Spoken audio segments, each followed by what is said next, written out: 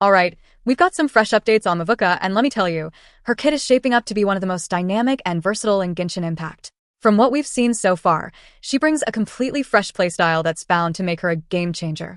Keep in mind, though, that this information comes from the beta, so things might shift a bit before her official release. Let's dive into the details. First off, let's talk about her signature weapon, a claymore that perfectly complements her abilities. With a solid base attack stat and crit rate, its passive shines by enhancing both crit damage and attack whenever she uses her elemental skill or burst. The buff even extends with her normal or charged attacks, making it a key component if you want to maximize her potential. Now, on to her elemental skill. This ability comes in two modes.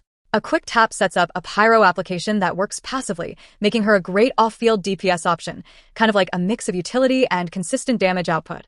But things get even more exciting with her long press mode. Mavuika hops on her pyro-infused motorcycle, completely transforming her normal and charged attacks. The charged attack? A spinning motorcycle with a fiery slam that generates Night Soul points, a unique resource tied to her kit. And here's where it gets wild. While riding her motorcycle, she can switch into a hovering mode.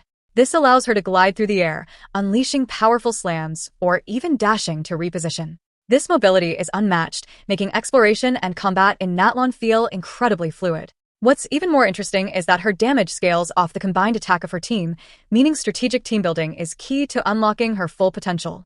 Her elemental burst is another highlight. Instead of consuming energy, it uses a resource called Battle Will. This burst not only dishes out major damage, but also triggers an awakened state where her attacks become even more powerful.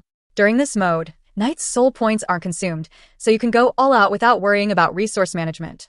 Mavuika also provides incredible team utility. She reduces Night Soul consumption for her allies and buffs Natlan-specific DPS units like Maulani and Chaska, making her an essential part of a Natlan-focused team. Her passive abilities further amplify this synergy, granting team-wide buffs and even boosting her own attack when certain conditions are met. Her constellations? They push her even further into meta-defining territory. Not only do they supercharge her damage, but they also introduce defense-shredding mechanics that make her an absolute powerhouse in tougher battles. Mavuika's kit blends high mobility, team-oriented buffs, and raw damage potential in a way that feels completely unique. Whether you're gliding across the skies of Natlan or chaining pyro-infused combos, her gameplay promises to be both exciting and strategic. What do you think about Mavuika's mechanics so far? Are you planning to save for her? Let me know your thoughts, and stay tuned. There's bound to be more info as the beta develops.